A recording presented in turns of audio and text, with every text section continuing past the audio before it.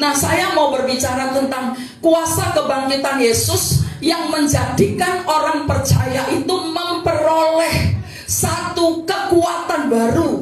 Ketika di zaman perjanjian lama memang sudah bekerja, tetapi di zaman perjanjian baru, waktu Yesus sebelum naik ke sorga, dia ngomong kepada murid-murid, alangkah lebih baik bagimu jika aku pulang ke sana ke sorga. Sebab kalau aku pulang, aku akan menyediakan tempat bagimu. Satu. Yang kedua, aku akan mengirimkan kepadamu Roh Kudus. Yang ketiga, kalau Yohanes membaptis kamu dengan air, maka Roh itu akan membaptis kamu dengan api. Saudara, ketika Yesus mau berangkat ke rumah Bapa, dia janji bahwa dia akan datang dari sana. Sama seperti kita ketika kita mau bepergian, misalnya kita mau ke Jakarta, misalnya kita mau ke Medan, kita kumpulkan anak-anak kita, kita ngomong, jangan berkelahi ya. Kamu baik-baik di rumah, betul? Banyak baca firman. Kita kalau mau bepergian selalu nasihati anak-anak kita, jangan kemana-mana. Ya, hati-hati di jalan. Saya nggak lama, saya pasti pulang. Kita sebagai anak pasti percaya mama atau papa kita pasti pulang. Maka kita akan berjaga-jaga. Yesus pun sebelum dia berangkat ke sorga, dia ngomong demikian. Di dalam Kisah Rasul 1 ayatnya yang keempat. Demikian firman Tuhan. Pada suatu hari ketika ia makan bersama dengan mereka, ia melarang mereka meninggalkan Yerusalem dan menyuruh mereka tinggal di situ, menantikan janji Bapa yang demikian katanya, telah kamu dengar daripadaku.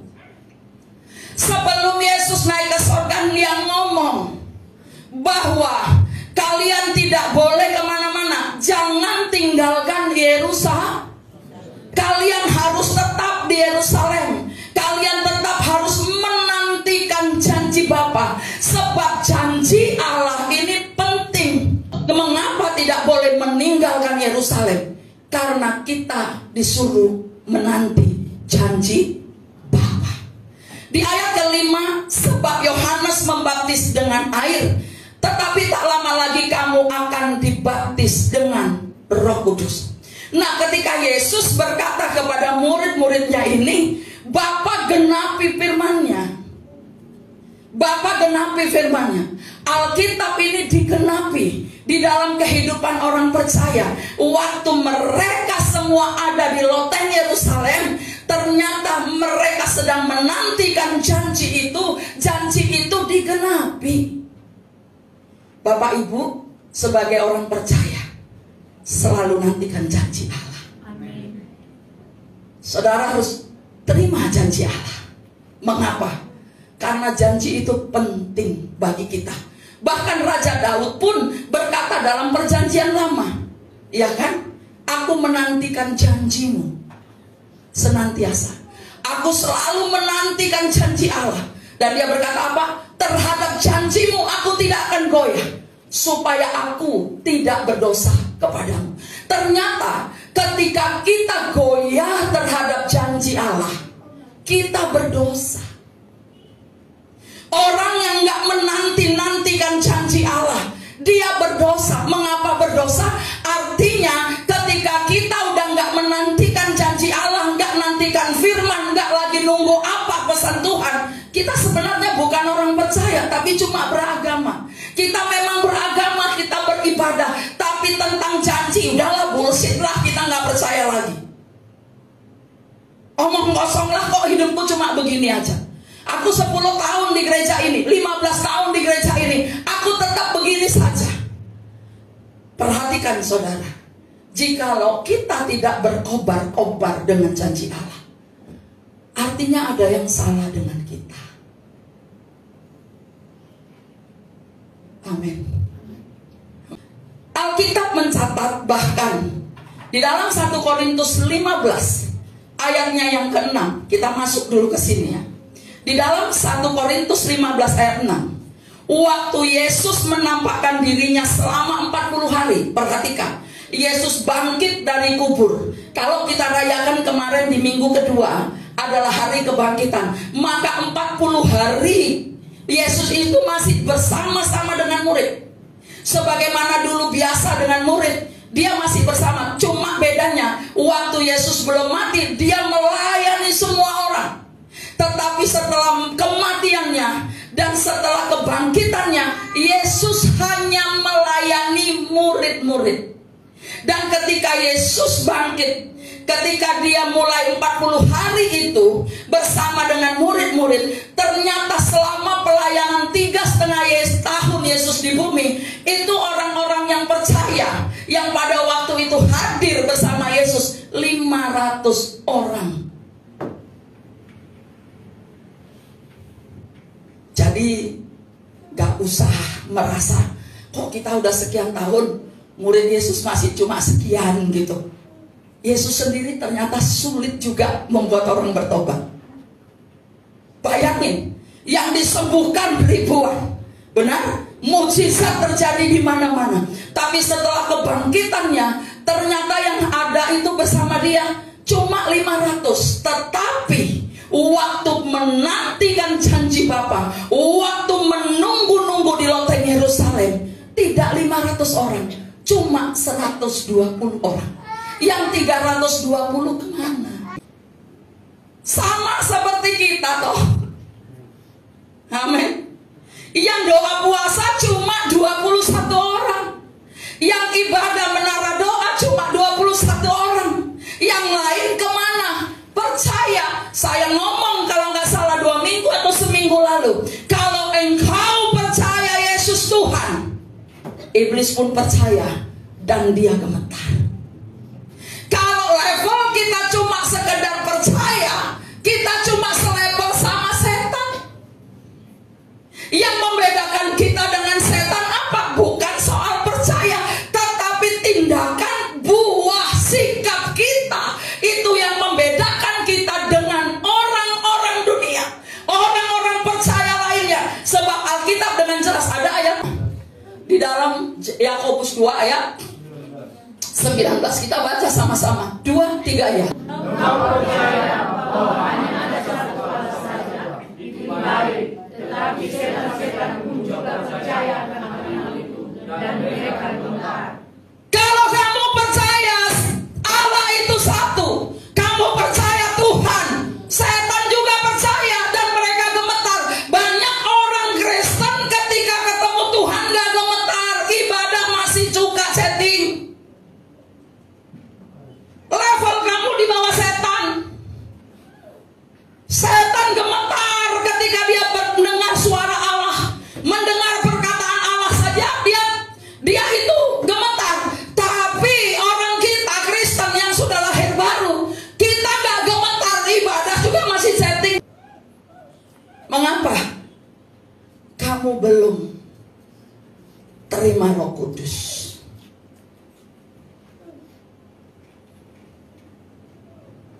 Amin. Amin. Masih suka neko-neko.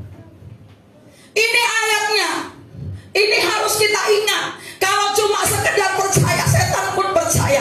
Nah, Yesus berkata kepada murid-murid bahwa kamu harus menanti-nanti. Yang setan gak bisa itu menanti-nanti. Yang gak bisa kau lakukan itu menanti-nanti. Di mana? Di menara doa. Di mana? Di doa puasa. Kamu gak bisa. Kamu punya banyak alasan. Mengapa? Kamu selevel sama setan. Tetapi pada waktu di loteng Yerusalem, ini kan tadi jelas ya, Rasul Paulus berkata di dalam 1 Korintus pasal 15 ayat 6 ya, dia Alkitab ini mengatakan bahwa waktu dia menampakkan diri itu 500, berapa saudara? 500 jiwa jemaat yang ada di situ. Tetapi ketika waktu mereka ada di loteng Yerusalem, mereka hanya 120 orang saja. Pertanyaannya, kemana yang 380? Kok banyak banget yang gak hadir di situ? Saya katakan tidak semua orang di gereja percaya kepada Tuhan. Tidak semua orang di gereja percaya kepada janji Allah. Kalau semua orang percaya, kebangunan rohani akan terjadi terus menerus. Kota kita, kota Kristen, seharusnya nggak ada yang buang bayi di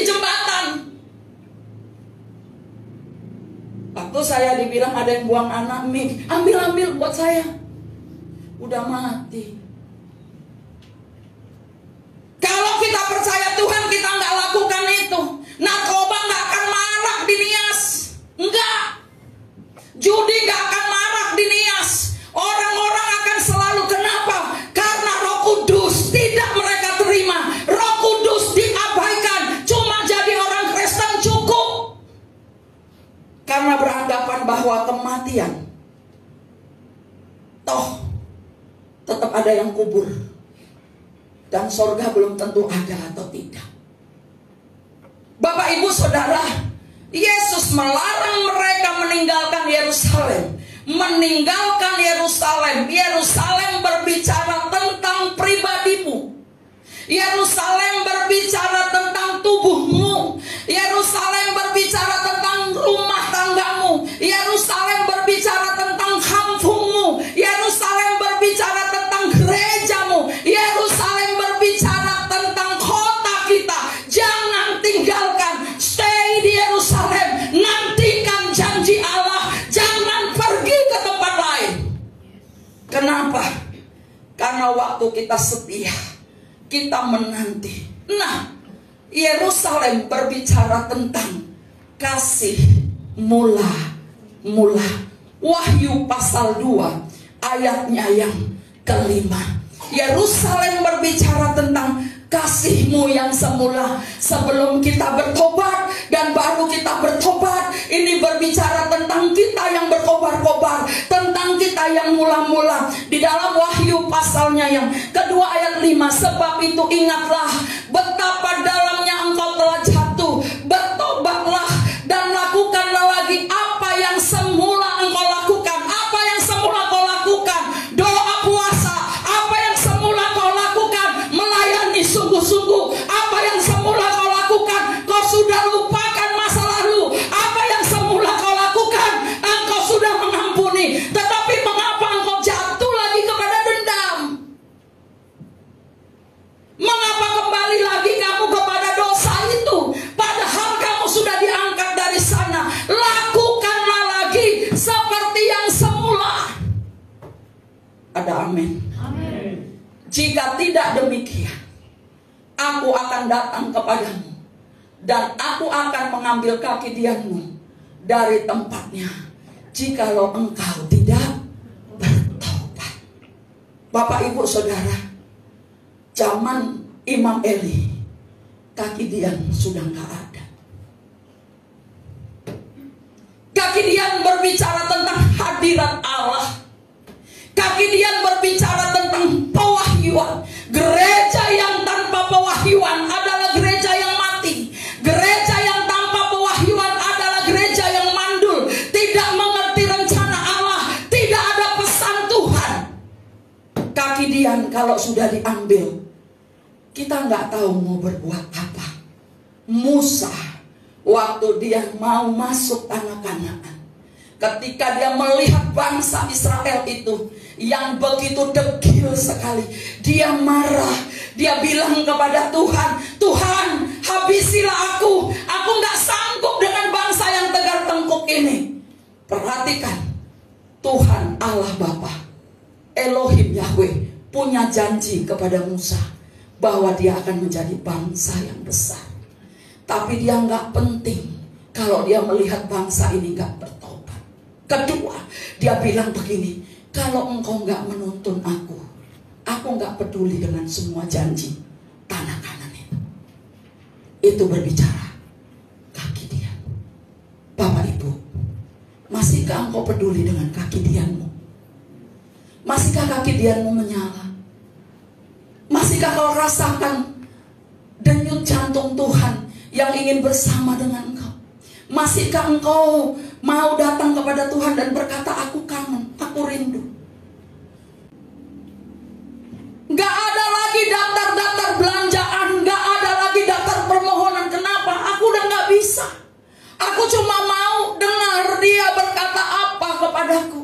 Waktu dia berkata begini, kamu harus mabuk roh, kamu harus penuh roh. Orang yang dikuasai oleh roh, orang yang dikuasai firman, itu saja yang bisa mabuk firman. Kalau engkau tidak dikuasai firman, maka Kasih mula-mula itu adalah kasih yang murni tanpa embel-embel apapun. Kasih mula-mula adalah kasih yang tidak memikirkan tentang berkat atau apapun. Kasih mula-mula tidak mementingkan berkat, kesembuhan, mukjizat dan lain-lain. Tapi kasih mula-mula itu adalah hanya membutuhkan Tuhan. Saudara bisa pakai bahasa saudara untuk memuji Dia. Kalau engkau dipenuhi, kau akan mengalir bersama Dia. Kasih mula-mula tidak mementingkan berkat. Tidak perlu pertanyaan ada berkat atau tidak. Kasih mula-mula yang penting menyenangkan hati Tuhan. Yang mau menyenangkan hati Tuhan, beri tepuk tangan. Kisah 2 ayat 1 sampai 3. Kisah 2 ayat 1 sampai 3, saudara. Ketika tiba hari Pentakosta, semua orang percaya berkumpul di satu tempat. Lanjut. Tiba-tiba turunlah dari langit suatu bunyi seperti tiupan angin keras dan memenuhi seluruh rumah di mana mereka duduk. 3. Dan tampaklah kepada mereka lidah-lidah api yang bertebaran dan hinggap pada mereka. Tetapi yang terpenting di sini buat saya adalah pada hari Pentakosta, the day of the Pentecost, when the day of Pentecost had fully come, they were all with one accord in one place. Ketika mereka ada di satu tempat, mereka sehati. Yang pertama, kita boleh ada di satu tempat, tapi kita harus sehati. Ada unity, ini yang penting. Kalau Roh Kudus mau dicurahkan, kalau rumah tanggamu mau diberkati, harus unity. Suami unity dengan istri dan anak-anak. Anak-anak harus tunduk kepada orang tua, hormat kepada orang tua. Maka hari Pentakosta itu di dalam rumahmu akan terasa. Amin. Yang pertama itu dikatakan one accord in one place. Satu nada, sehati di satu tempat. Ibadah tanpa kesehatian tidak akan mendatangkan berkat. Itulah sebabnya Tuhan berkata, kamu tidak cukup menanti, kamu tidak cukup ada di satu tempat. Memang 120 orang gak gampang bisa sehati. Suami istri aja susah sehati. Alkitab berkata, jikalau kita sehati, maka berkat akan turun. Haleluya. Dia berkata apa? Kalau kita sehati, itu Mazmur yang ngomong, ya kan? Di mana ada kesatuan hati, maka di situ berkat turun. Saudara dengar firman gak sehati dengan Roh Kudus, gak bisa. Saudara harus betul-betul sehati. Maka awalnya 500 orang gak apa-apa, disaring tinggal 120. Demikian juga pasukan Gideon, berapa banyak? Hanya 300 dari 14.000. Disaring. Kita ini juga hidup. Jadi gini, perjalanan Kristen ini adalah perjalanan rohani. Perjalanan kita menuju kepada keabadian. Hidup kita disaring. Tuhan menyaring kita melalui apa? Persoalan. Tuhan menyaring kita melalui apa? Melalui segala sesuatu yang kita hadapi. Kita disaring sampai ditemukan kita setia.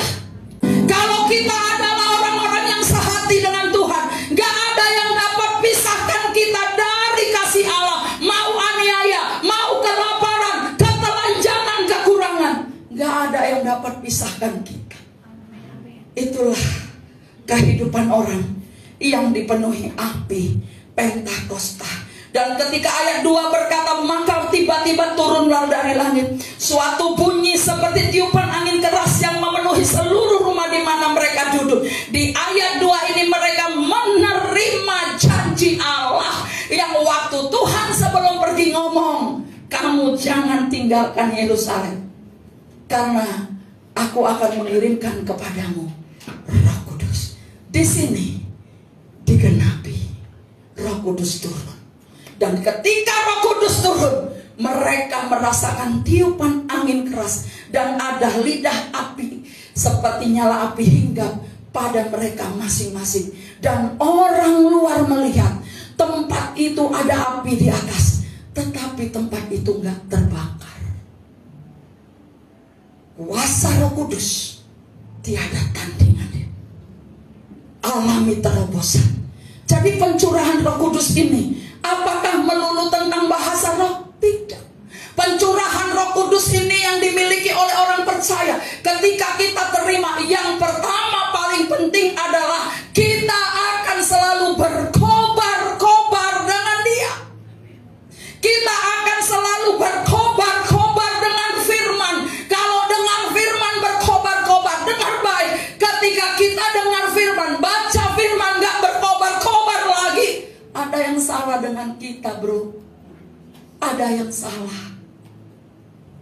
Engkau sudah suam atau kaki Dian sudah diambil. Karena itu, mari latih dirimu untuk selalu intim dengan firman. Katakan amin. Berkobar-kobar itu berbicara tentang apa? Keberanian memberitakan Injil. Satu. Berkobar-kobar itu berbicara tentang apa? Keberanian untuk hidup kudus. Dua. Berkobar-kobar itu berbicara tentang apa? Keberanian untuk nyatakan kebenaran. Kamu percaya Tuhan, tapi gak berani hidup benar. Kita percaya Tuhan, tapi gak mau hidup kudus. Ini sesuatu yang bertolak belakang. Hari-hari ini, mari kita bangkitkan kembali keadaan kita yang sudah mulai lemah. Katakan amin. Bisa aja kita lemah. Bisa. Semua orang bisa lemah. Saya bisa lemah. Yesus ngomong apa? Waktu Dia tahu mau disalib, Bapa, kalau bisa cawan ini lalu, biarkanlah lalu, tetapi bukan kehendak. Bisa lemah, bisa nggak kuat. Waktu Dia melihat di depan apa yang terjadi, kita memang akan alami kelemahan. Tetapi saya percaya, ketika lidah-lidah api ini turun atas kehidupan orang percaya, lidah-lidah api ini dikaitkan dengan kehadiran Allah. Amin. Lidah api selalu adalah lambang kehadiran Allah. Musa di Keluaran 3 ayat 2, waktu dia melihat semak duri terbakar, itu ada api. Api itu berbicara tentang kehadiran Tuhan. Lidah-lidah api itu berbicara tentang kehadiran Tuhan. Itu di Keluaran 3 ayat 2 itu jelas ya. Waktu Musa lagi gembalain kambing domba, tiba-tiba dia lihat ada semak duri yang terbakar. Dia cuma mau lihat, menyimpang. Dikatakan dia menyimpang dan mau perhatikan. Tiba-tiba dari semak duri yang terbakar itu, Allah Elohim berbicara kepada dia. Musa, tanggalkan kasutmu. Tempat ini kudus. Lidah api menandakan orang Kristen itu harus hidup kudus. Yang kedua, di dalam Keluaran 3 ayat 21, api menuntun bangsa Israel. Sekali lagi, api itu kehadiran Tuhan. Kalau engkau selalu bangun mezbah, ada api doa di dalam rumahmu, saya percaya nggak akan ada orang yang bisa nyantet engkau. Amin. Amin. Dengar, lidah api berbicara tentang hadirat Allah, tentang kaki Dia. Keluaran 24:17, di Gunung Sinai, api yang menghanguskan. Apakah di rumahmu ada api mezbah? Gak perlu angkat tangan, tapi dari wajahnya kelihatan. Yang suka punya mezbah, ketika engkau ada di satu tempat, ada yang kesurupan, engkau cuma doakan pakai minyak urapan sembuh. Ada orang sakit, ada yang kesaksian di sekolahnya, katanya seorang guru bisulnya nggak pecah-pecah, sakit sekali, teriak-teriak dia datang, ibu tolong dong. Dia tahu ibu ini adalah orang yang beribadah di tempat kita. Dia bilang, saya bukan dukun loh, tapi marilah saya doakan. Didoakan, langsung pecah. Itu tandanya kau punya api. Amin. Jangan lihat orang kesurupan kau telepon orang lain. Kamu gak punya api, cuma punya nasi rendang. Makan bolehlah. Ketika kau lihat ada orang yang sakit, kau datang, kau ingat firman. Oh iya, Markus 16 berkata, tanda-tanda ini akan menyertai orang percaya. Dia akan mengusir setan demi nama Yesus. Amin. Dia akan menginjak ular dan kala jengking dalam nama Yesus. Kalau dia minum racun pun dia nggak mati. Aku ingat, mari aku tumpang tangan. Jadi nggak usah bangunkan pendeta. Kau sendiri bisa. Kalau api itu ada dalam diri. Katakan haleluya. Wahyu 1 ayat 14 berkata dengan jelas. Mari buka Wahyu pasal 1 ayat 14. Mari kita perhatikan firman ini. Kepala dan rambutnya putih bagaikan bulu yang putih mentah, dan matanya bagaikan nyala api. Dengar, dikatakan dalam Wahyu 1:14 ini, yaitu api itu adalah kehadiran Yesus sendiri. Kalau gereja yang berapi, penginjilannya hebat. Kalau gereja yang berapi, gereja suka nyembah Tuhan. Kalau gereja itu berapi, gereja itu adalah punya pewahyuan. Kalau gereja itu berapi, ada Tuhan di dalamnya. Maka orang-orangnya penuh kasih. Jemaat-jemaat penuh kasih, katakan amin. Suka mengampuni, gampang menolong. Punya empati yang besar. Karena Yesus hadir di sana. Apa dampak pencurahan Roh Kudus bagi orang percaya? Murid-murid mulai mengenal pribadi Yesus.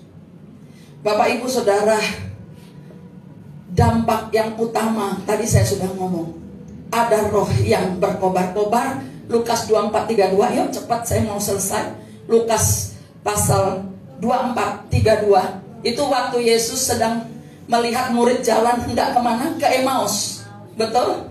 Waktu mau jalan tiba-tiba ada orang, siapa yang kalian bicarakan gitu ya. Yuk kita baca 2-3 ya.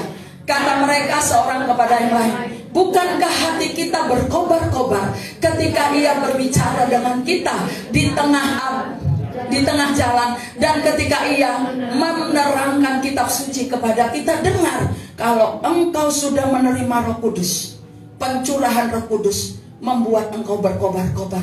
Waktu dengar nama Yesus diberitakan, engkau berkobar. Bukan gini, ke mata.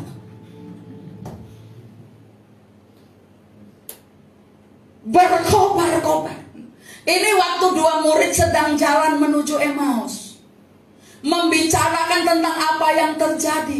Tiba-tiba muncul orang datang di sebelahnya. Apa yang kalian bicara? Dia ngomong, memangnya kamu orang baru di tempat ini? Tuhan dibentak-bentak.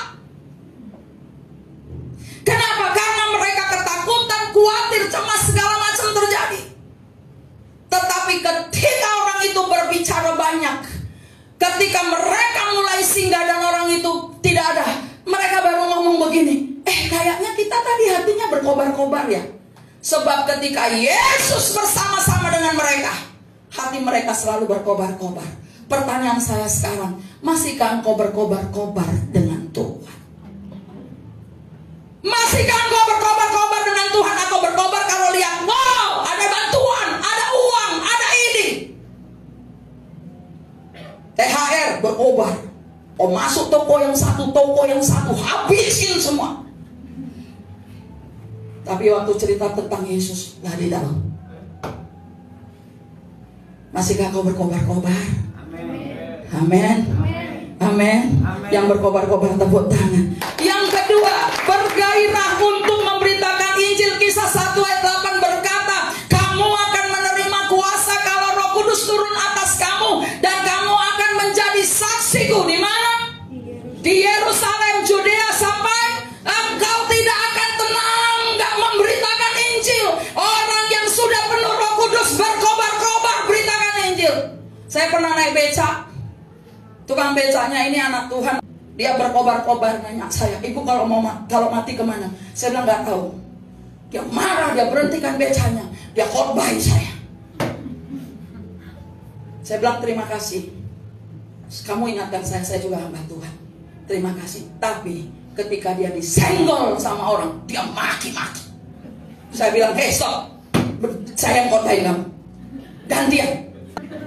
Saya ngomong gini, "Kamu bicara sorga kepada saya dengerin. Sekarang aku mau kasih tahu kamu. Waktu kamu disenggol, kamu maki. Saya ini memang bukan orangnya, tapi aku tahu bahasa memakimu luar biasa. Tuhanmu siapa? Sorga yang mana yang kau ceritakan sama? Sekarang juga turunkan aku di sini. Najis aku sama kamu. Enggak layak." Banyak orang begitu.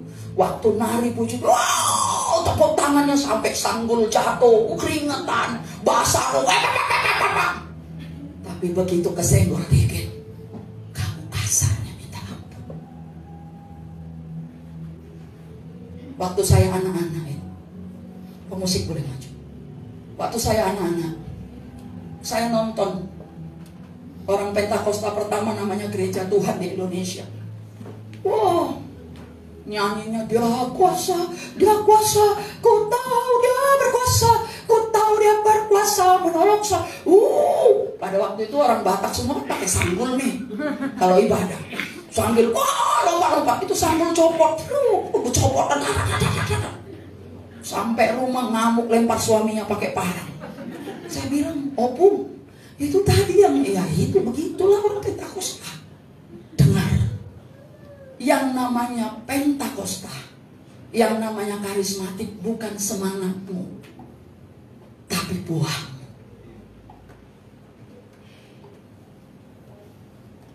Yang main gitar, yang lumpuh berjalan, yang buta melihat. Saya nonton dari luar. Saya kan agak bandel orangnya. Kalau ada apa-apa aku lempar nanti nih gitu kan. Saya lagi nonton nih. Wah, dia kira Roh Kudus. Saya tanya, "Kamu kenapa tadi begitu?" Katanya Roh Kudus itu seperti burung merpati. Yang tadinya hadap sini, terus tiba-tiba majulah mereka. Saya nonton dari jendela. Ada laki-laki belum menikah, betua, lajang tua. Maju-maju. Lama-lama pegang tangan perempuan, dia bilang, "Kamu jodoh saya, kamu jodoh saya." Dan saya nggak mau jadi orang ini. Agama apa ini? Bukankah kita banyak begitu? Nyanyi luar biasa, betul? Berbahasa rohnya hebat, bebuih mulutnya sampai ku campak-campak. Tidak.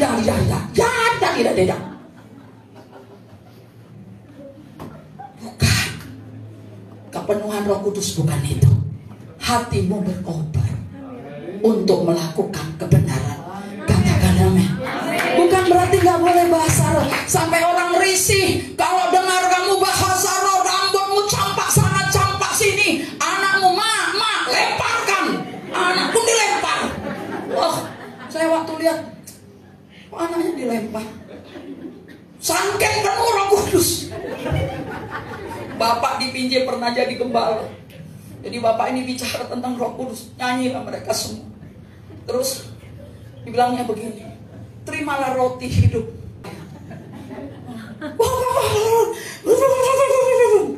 Anaknya gini, ma.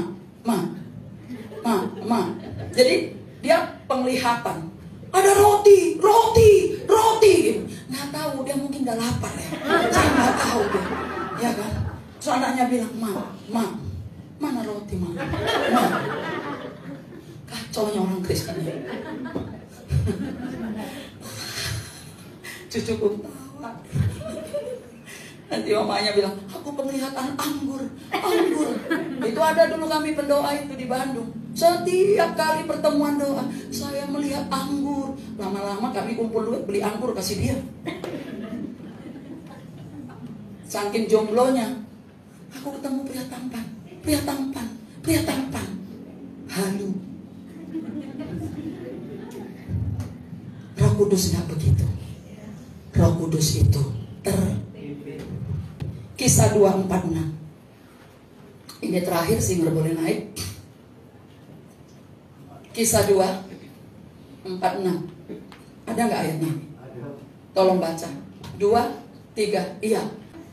Dengan bertekun dan dengan sehati mereka berkumpul tiap-tiap hari dalam bait Allah. Mereka memecahkan roti di rumah masing-masing secara bergilir dan makan bersama-sama dengan gembira dan dengan tulus hati. Perhatikan, orang yang penuh Roh Kudus suka perkara-perkara yang rohani. Kemarin waktu doa puasa Bapak nanya gini, kalau ada yang ngasih 1 miliar atau 2 miliar, pasti kalian tinggalkan doa puasa ini. Datang Ina Elan dari dapur bilang begini, jangankan 2 miliar, 500.000 aja, urei. Apa? Urei apa? Mei itu. Kalau ada yang janji ngasih saya 500.000 untuk melakukan sesuatu, saya nggak doa puasa itu maksudnya. Hana 2 miliar. Halimangotu pun urui doa puasa tahu.